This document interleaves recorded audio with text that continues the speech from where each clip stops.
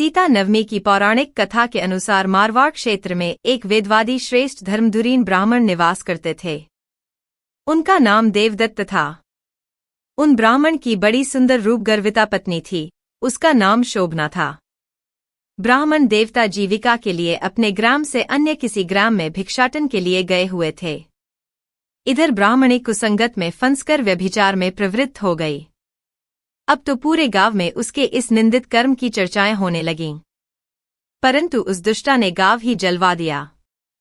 दुष्कर्मों में रत रहने वाली वह दुर्बुद्धि मरी तो उसका अगला जन्म चांडाल के घर में हुआ।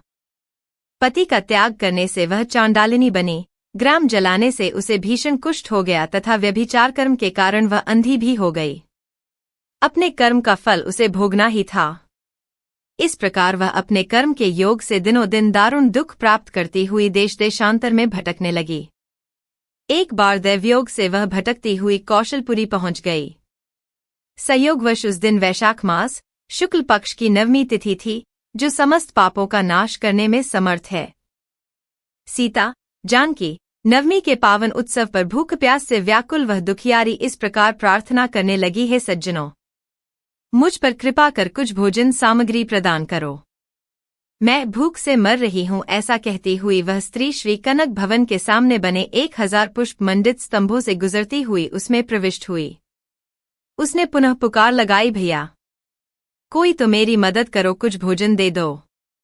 इतने में एक भक्त ने उससे कहा, देवी आज तो सीता नवमी है, भोजन में अन्न देने वाले को पाप लगता है, इसीलिए आज तो अन्न नहीं मिलेगा। कल पारणा करने के समय आना, ठाकुर जी का प्रसाद भरपेट मिलेगा। किंतु वह नहीं मानी।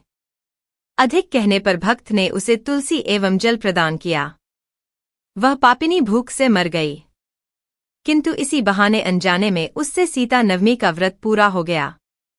अब तो परम कृपालिनी ने उसे समस्त पापों से मुक्त कर दिया। इस व्रत के प्रभाव से वह पापिनी निर्मल होकर स्वर्ग में आनंदपूर्वक अनंत वर्षों तक रही।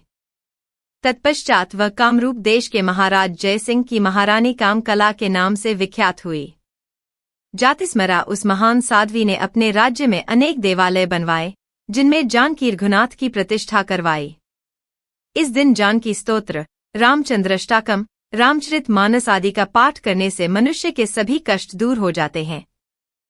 अथ सीता नवमी पर जो श्रद्धालु माता जानकी का पूजन अर्चन करते हैं, उन्हें सभी प्रकार के सुख सौभाग्य प्राप्त होते हैं।